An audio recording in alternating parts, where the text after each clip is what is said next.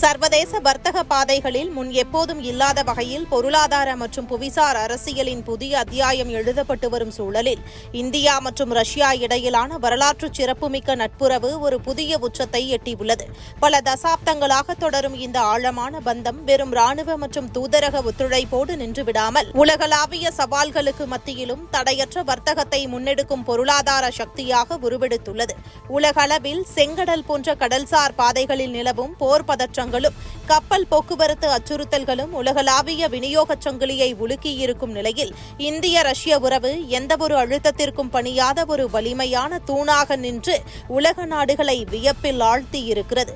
இரு நாடுகளுக்கும் இடையிலான வர்த்தக உறவு $100 பில்லியன் நோக்கி அதிவேகமாக நகர்ந்து வரும் நிலையில் இந்த பிரம்மாண்டமான பொருளாதார வளர்ச்சியை தடையின்றி தக்க வைத்துக் கொள்ள புதிய தரைவழி மற்றும் தொலைநோக்கு உள்கட்டமைப்பு திட்டங்கள் அவசியமாகின்றன.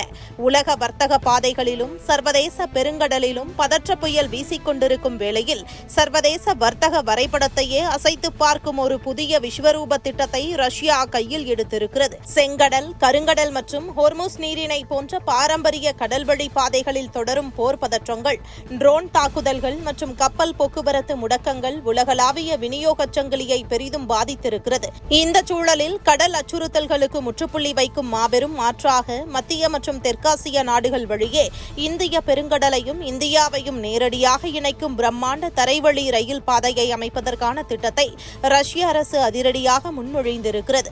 ரஷ்ய துணை பிரதமர் மராத் குஸ்னுலின் வெளியிட்டிருக்கும் இந்த அறிவிப்பு சர்வதேச நாடுகளின் கவனத்தை ஒட்டுமொத்தமாக தன் பக்கம் திருப்பியிருக்கிறது. பாஸ்பரஸ் மற்றும் ஹோர்முஸ் நீரிணைகளில் ஏற்பட்டுள்ள பாதுகாப்பு அச்சுறுத்தல்களுக்கு மாற்றாக துர்க்மெனிஸ்தான், ஈரான், ஆப்கானிஸ்தான் ஆகிய நாடுகளின் வழியாக இந்திய பெருங்கடலை அடையும் புதிய ரயில் போக்குவரத்து பாதையை உருவாக்குவதே ரஷ்யாவின் நோக்கம். இந்தியாவிற்கான நேரடி அணுக்களை வழங்கும் எந்தவொரு வர்த்தக பாதையும் எங்களுக்கு முழுமையாக ஏற்றுக்கொள்ளத்தக்கதே என்று ரஷ்யா வெளிப்படையாக அறிவித்துள்ளதன் மூலம் ஆசிய பிராந்தியத்தில் ஒரு புதிய தரைவழி வர்த்தக புரட்சிக்கு வித்திடப்பட்டிருக்கிறது.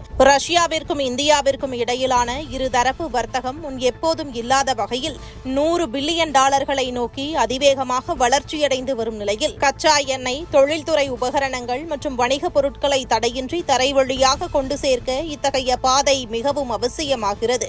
கடல் வழியில் தாமதமாகும் சரக்குகள் மற்றும் உயர்ந்து வரும் கப்பல் காப்பீட்டு கட்டணங்களுக்கு நடுவே இந்த தரைவழி திட்டம் ஒரு மிகப்பெரிய வரப்பிரசாதமாக பார்க்கப்படுகிறது.